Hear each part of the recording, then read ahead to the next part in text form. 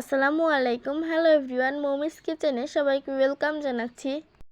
আজকের ভিডিওতে শেয়ার করব রমজান স্পেশাল ছোলা ভুনার রেসিপিটি খুবই সহজভাবে দেখানোর চেষ্টা করব। আশা করি আজকের রেসিপিটি আপনাদের কাছে ভালো লাগবে।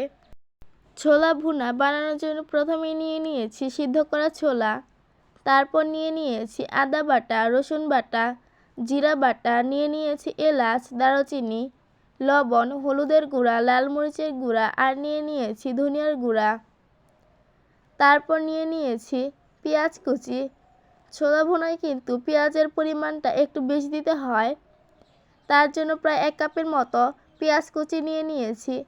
তারপর নিয়ে নিয়েছি আলু। এখানে সিদ্ধ করা আলুকে এরকম করে ছুলে কেটে নিয়েছি।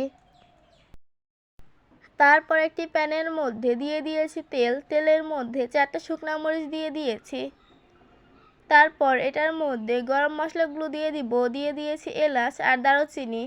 এইখানে 3টা এলাচ আর 3 টুকরা দারুচিনি দিয়ে দিয়েছি।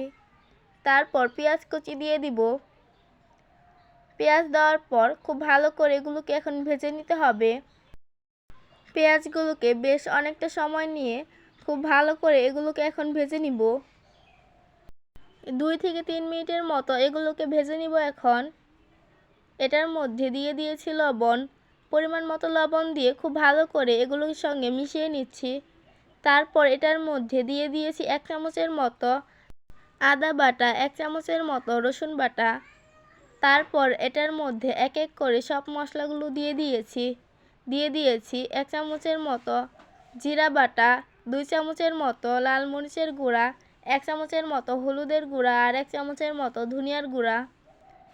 তারপর খুব ভালো করে সব কিছুর সঙ্গে মিশিয়ে নিয়েছি। তারপর এটার মধ্যে সিদ্ধ করে রাখা আলু দিয়ে দিয়েছি। আলু দেওয়ার পর খুব ভালো করে এটার সঙ্গে মিশিয়ে নিয়েছি। তারপর এটার মধ্যে সিদ্ধ করে রাখা ছোলা দিয়ে দিচ্ছি। ছোলা দেওয়ার পর খুব ভালো করে সব কিছুর সঙ্গে মিশিয়ে নিচ্ছি। আর ছোলা কিন্তু আমাদের শরীরের জন্য খুবই উপকারী। আপনারা চাইলে রমজান মাসে বা যে কোনো সময়ে এরকম করে তৈরি করে দেখতে পারেন। খেতে কিন্তু খুবই মজা হয়েছিল। তারপর ছোলাগুলোকে কিছুক্ষণ ভেজে নিয়েছি। এখন এটার মধ্যে প্রায় 1/2 কাপের মতো পানি দিয়ে দিয়েছি। যেহেতু ছোলা আর আলু সিদ্ধ করা, খুব একটা পানির প্রয়োজন হবে না। তারপর এটাকে ঢাকনা দিয়ে রাখবো। ঢাকনা খুলে আবারও সুন্দর মতো খুব ভালো করে সব কিছুকে মিশিয়ে নিচ্ছি।